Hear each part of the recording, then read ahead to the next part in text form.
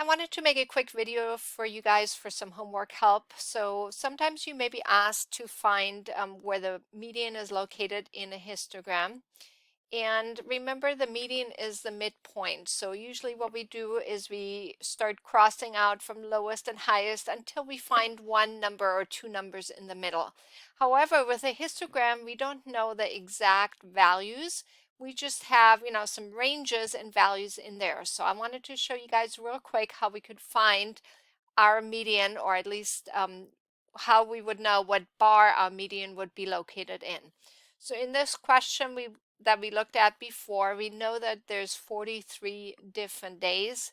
And we know from our location formula that our median is located at the n plus 1 over 2. So in our example, that would be 43 plus 1 over 2.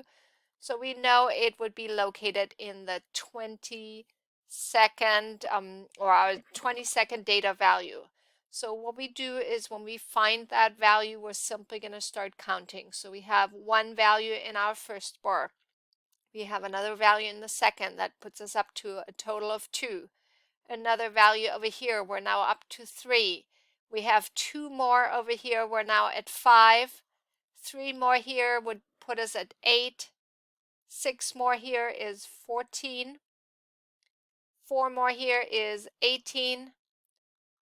Another 5 here puts us at up to 23. So over here, our 22nd value is located right here in our bar between 45 and 50.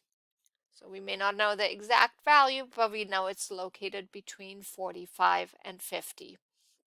So hopefully this is going to help you to find the median. Remember, if you are looking at any other graph, dot plot or stem and leaf plot, you're simply going to order, or your values are already ordered from smallest to greatest. You can start crossing out from largest to smallest until you have just one or two values in the middle.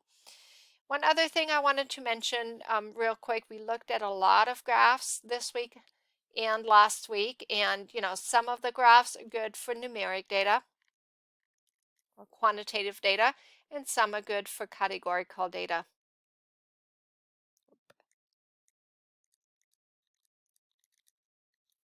So this week we looked at, for numeric data, we looked at box plot, and we'll look at that a little more next week. We looked at histogram, we looked at dot plot, stem and leaf,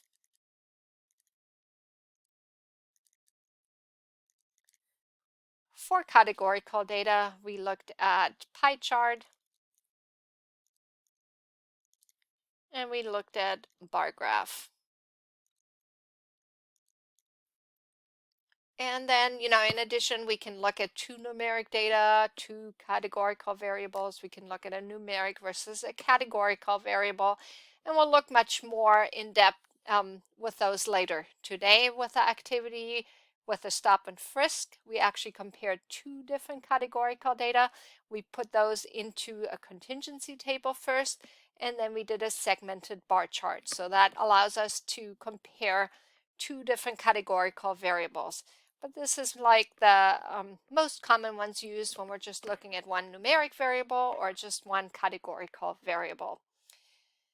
All right, I hope this helps. Have a great weekend.